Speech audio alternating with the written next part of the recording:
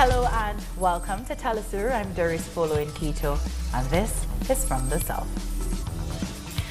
The 17th Summit of the Bolivarian Alliance for Our America People's Trade Treaty was held on Saturday in Cuba. Among those who attended the summit are Venezuelan President Nicolas Maduro, the President of Nicaragua, Daniel Ortega, and the Prime Minister of St. Vincent and the Grenadines, Dr. Ralph Gonzalez, along with other heads of state and foreign ministers. Now, the main goal of the summit was to bolster cooperation between member nations to fight against the destabilizing actions of the United States. The President of Cuba, Miguel Díaz-Canel, spoke at the start. It is very special to us that this summit be held in Cuba. We are also commemorating the 15th anniversary of this alliance by the leader of the Cuban Revolution, Commander Fidel Castro Ruz, and by Commander Hugo Chávez Frías. The current regional situation and the stance of our alliance will be the main topics to be debated during the summit. I invite you all to listen to various proposals, to take advantage of our abilities and our strengths. We must promote the ALBA-TCP as a platform of political coordination in defense of independence, peace and integration, coming from solidarity and cooperation. Following our debates, we will release a final declaration. With the spirit that brought us all together today, I invite you all to take part in a dialogue that contributes to the continuation of peace in Latin America and the Caribbean. Speaking during the closing ceremony of the summit, the President of Venezuela lauded all the achievements reached thanks to the intergovernmental organization. If we were to take stock, looking back at all the projects promoted by the ALBA, we would come to the conclusion that through Petrocaribe, through the Milagro mission, through all the literacy programs and all the humanitarian work done by Cuban doctors around the globe, through all programs to help differently abled people, the ALBA has proven to be a major force in all fields, in all international matters. In our battles against climate change and in support for global peace, the ALBA has shown how important it is. Through the ALBA, we have been able to realize the dreams, the promises, the proclamations of our eternal leaders. Now, this Saturday, Venezuelan Communications Minister Jorge Rodriguez announced the discovery and dismantling of a terrorist plan by far-right groups. Rodriguez said that members of the Voluntad Popular Party, working with some members of the police, had planned an armed assault on a military base. In desperation, the terrorist group Voluntad Popular planned this, and we will show all the proof we discovered of the videos from the meetings where they planned their terrorist act. Thankfully, we have detained some of the people behind the plan, but we're still looking for the others. Their plan for Sunday, along with members of the state police from Sucre state, was to take over 2 military bases using firearms provided by 2 substitute lawmakers from the Voluntad Popular terrorist group. They wanted to assault the Mariscal Sucre military base and the local command center of the Bolivarian National Guard No. 53 in Cumaná, both in Sucre state. What was their goal? To cause a bloodbath, to kill members of the armed forces and the National Guard, to destabilize our nation, to have the images of the bloodbath so that the global media could use it against us. The communications minister also showed video from one of the meetings where lawmaker Fernando Orozco, known as Oro Negro, meets with 2 members of the Sucre State Police to plan the attack. I spoke to my partner and I told him we are organizing the takeover of the base. So, like the gentleman was saying, what we need is weapons in order to take the base. We have people ready and who are loyal, who will not be bought. I believe in their word. It's good to analyze that. I was talking about it with Oro Negro earlier. We are more concerned about the internal factor, because anyone on the outside, they can betray us. But we need to be able to trust those inside, so that we can work on the effectiveness of our plan. That's clear, and well, like the representative said, it's somewhat complex, but we thought that maybe after we take the base and the command center, as they are both by the shore and they have their armored trucks in there, we could use trucks and buses to block their path and keep them inside.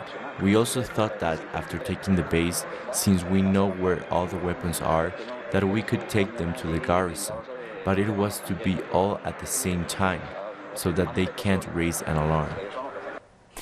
The report from the UNHCR about human rights violations in Chile since massive anti-government protests started is damning. According to the text, violations have been grave and abundant. Despite a damning report on the human rights violations, the special police in Chile has not ceased with its attitude towards repression. The National Institute of Human Rights agrees with the report from the UN High Commissioner in establishing that human rights have been severely violated. We also agree with the recommendations they have made, and we ask the government to implement those measures immediately. But the demands have fallen on deaf ears. Victims who have lost an eye to police brutality marched to the presidential palace, where a number of artists acted in a performance written by poet Raúl Zurita. Raúl hadn't been writing in a long time, but this motivated him. He wrote this text specifically for the victims who lost an eye, a beautiful, powerful text that we will perform now. 352 Chileans have lost an eye to police brutality during the protests, a massacre that the award-winning writer turned into poetry. Thank you. Thank you very much. They proposed.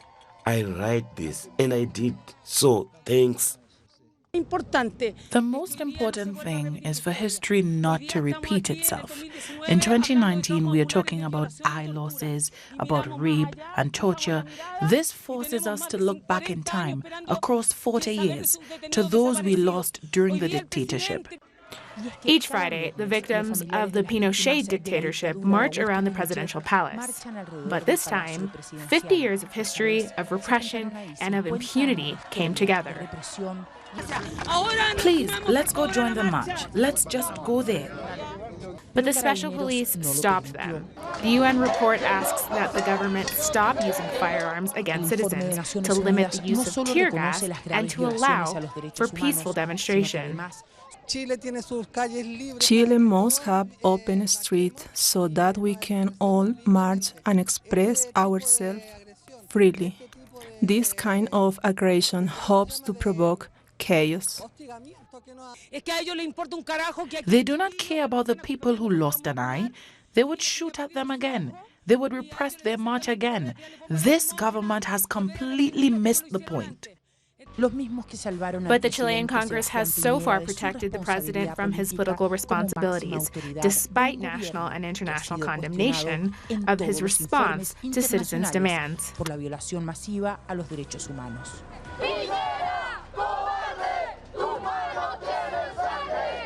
Italo Retamal y Paola Dragnik, Telesur, Chile. Despite a clear election victory for Dominica's Prime Minister Roosevelt Scarrett, the opposition maintains it will not accept the results. At a so-called thank you meeting, the United Workers' Party leader Lennox Linton made some scathing and unsubstantiated allegations as he pledged to take his concerns to the International Criminal Court of Justice. Those troops were involved in a very ugly crime against humanity, perpetrated right here in Salisbury, when they came in the early hours of the morning and attacked a sleeping village with tear gas and live rounds of ammunition. It has never happened anywhere else in the world that people who are not assembled anywhere, where there is no evidence of any riot, where people are sleeping in their beds, that law enforcement personnel can attack them in their beds with tear gas. I have never heard it happen anywhere else in the world. That is why this matter has to reach the International Criminal Court of Justice in The Hague. We want justice for the people of Salisbury and the people of the Commonwealth of Dominica. Staying in the Caribbean, 5 days of heavy rainfall wreaked havoc across parts of central and south Trinidad. The inclement weather started earlier this week, but this Saturday has seen mostly sunny and breezy conditions. The waters are slowly starting to subside. However, an orange level riverine flood alert remains in effect. Some families had to be rescued by boat or were forced to wade through waters. Cleanup and relief operations have since commenced. Jamaica's dengue crisis has increased by 174% when compared to last year. So far in 2019, there has been more than 6,000 reported cases and close to 100 deaths. The Ministry of Health is embarking on a public education campaign starting next month as part of its pilot for the sterilized insect technique. But the Agriculture Minister says citizens must also take responsibility and clean up their surroundings. Every one of us has a responsibility to work on this problem of mosquitoes and the impact they have on the dengue disease that's in the country. We have a personal responsibility to clean up our backyards and front yards and surrounding areas around our home. Too many of us have bad practices, bad cultural practices, and that is what leads to the predominance of mosquito breeding sites, and that leads to the outbreak and the sustenance of the dengue disease. Everyone has a responsibility. It's not just government, it's not just the Ministry of Health, it's not just the Solid Waste Management Authority. People must take personal responsibility for cleanliness and getting rid of the mosquitoes. Thank you very much. Moving now to Ecuador, where the lawyer of Swedish digital activist Ola Bini says his client is being kidnapped by the government of Lenin Moreno. More in this report. For months, digital activist and open source software developer Ola Bini was under the spotlight of the Ecuadorian media. He was accused by the Interior Minister of hacking public computer systems. He was even being detained for around 70 days just for this accusation. His right to work has been denied. A proper hearing at the court has also been denied to him. Until today, we haven't got a date for his hearing. We hope to have one by October, but judge after judge has declined our request. His lawyer has also condemned the way the justice system is being used. Bini's charges have even been modified, as he is now accused for unauthorized access to computer systems. The case is full of problems. There are so many things that have been done the wrong way. No judge wants to deal with this case because they will have to rule that Ola's rights were violated and lift all charges against him. A court has already determined that there were irregularities in this case.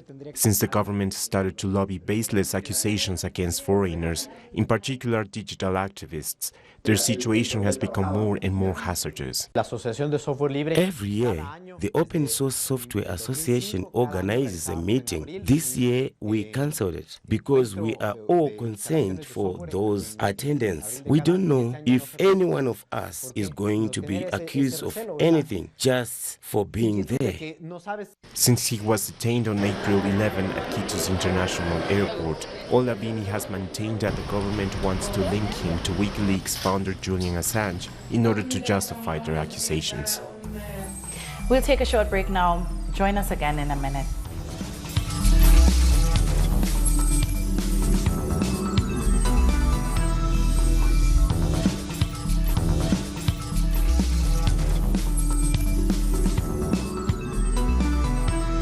Welcome back. In Mexico, reactions continue to pour in after the detention in the United States of the former Public Security Secretary, Genaro Garcia Luna. He was once the public face of the so-called war on drugs and now is himself accused of drug trafficking. President Andrés Manuel López Obrador announced his government would collaborate with the U.S. investigation into Genaro Garcia Luna, the Secretary of Public Security under President Felipe Calderón. It is again clear that the main problem in the country was corruption. Imagine that the authorities responsible for security being bought off. What guarantee does that give citizens? He said the arrest of Garcia Luna will not be used for political ends. I do not make firewood from a fallen tree. It is the justice system that will have to resolve this matter. I cannot say anything in advance. I cannot make any hasty judgments or condemn anyone. Garcia Luna's career took off under the conservative governments of the National Action Party, PAN. Under Vicente Fox, he was in charge of setting up the Federal Investigation Agency. But it was during the administration of Calderón that his name featured as the key player in the so-called war against drug trafficking. Mr. President, the federal police have detained more than 90,000 people allegedly responsible for different crimes, including 2,720 linked to the common structure of the drug trade. Faced with such major accusations, former President Calderón, who governed between 2006 and 2012, quickly sought to distance himself. With regard to the arrest of Garcia Luna, I want to make clear I was completely unaware of the actions he's accused of. I hope there's a fair trial, and if those accusations are proven, that the law is applied. There would be a serious breach of the trust that was placed on him. The person who was once Calderón's right-hand man for policing is now accused of conspiracy for drug traffickers, money laundering, and receiving millions in bribes from criminal gangs.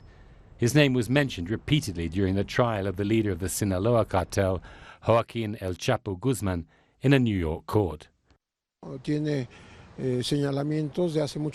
He was implicated at least 8 or 9 years ago, because when Vicente Zambada was captured in Mexico, the son of Mayo Zambada, he and his lawyer said that they had immunity from the governments of Mexico, the United States, on the condition that they gave information about other drug lords.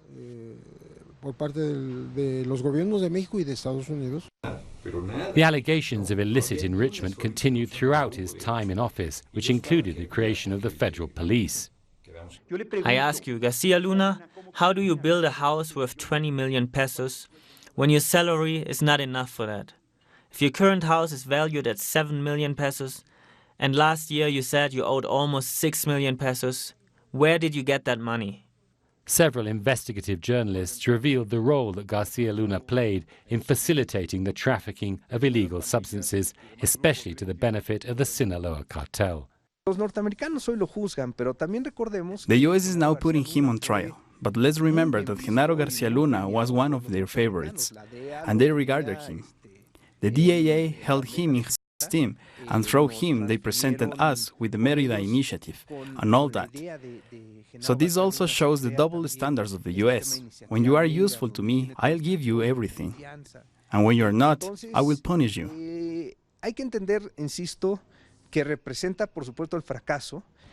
The Mexican prosecutor's office is already preparing a request to extradite Garcia Luna from the United States, while the intelligence unit of the Finance Ministry has frozen 11 accounts linked to him. If found guilty in the United States, he could face a sentence of between 10 years and life imprisonment. The former president of Sudan, Omar al-Bashir, has been sentenced to 2 years in jail on corruption charges. The court also ruled that he has to return the money he illegally took from the government. Several supporters of the former president protested against the ruling, and due to his age, he's going to be held in a reform facility. This is the first court ruling on the veteran leader, who was ousted by the military in April after 30 years in power and due to months of demonstrations against the government. Talks on finding a political solution to Mali's deepening crisis have begun. Dubbed a national inclusive dialogue, it offers embattled President Ibrahim Boubacar Keïta an opportunity to find solutions to the violence between Fulani herders and sedentary farmers.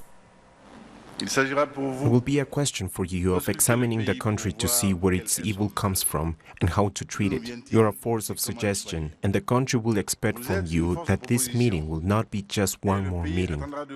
This dialogue will enable the Malian state to emerge from the crisis, from a deep crisis that Mali has been in for quite a long time, and we ask all participants to give it their all and to speak very sincerely about the country's woods, to tell each other the truth and with the greatest respect so that this country can regain peace and for good.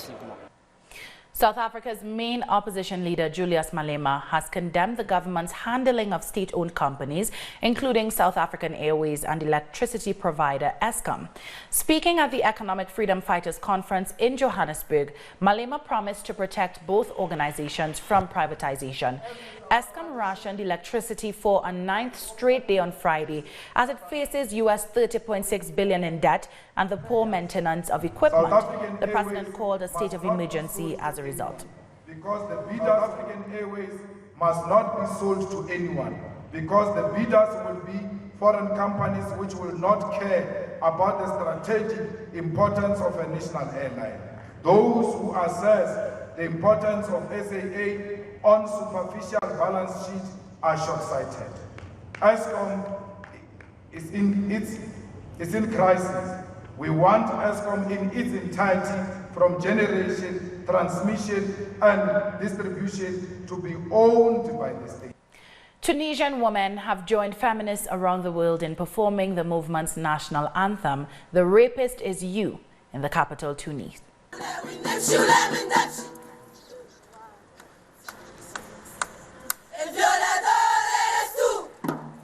Members of the Falgatna collective formed a flash mob to showcase the viral Chilean song in Arabic. The choreographed dance routine denounces gender violence. Blindfolded and dressed in black or red, women chanted, "The fault is not with me, nor where I was, nor how I was dressed. The rapist is you." These demonstrations were first sparked by a social media call after reports of police brutality against women in Chile during anti-government protests, which are on the 57th day. We will be taking one last break, so don't go anywhere.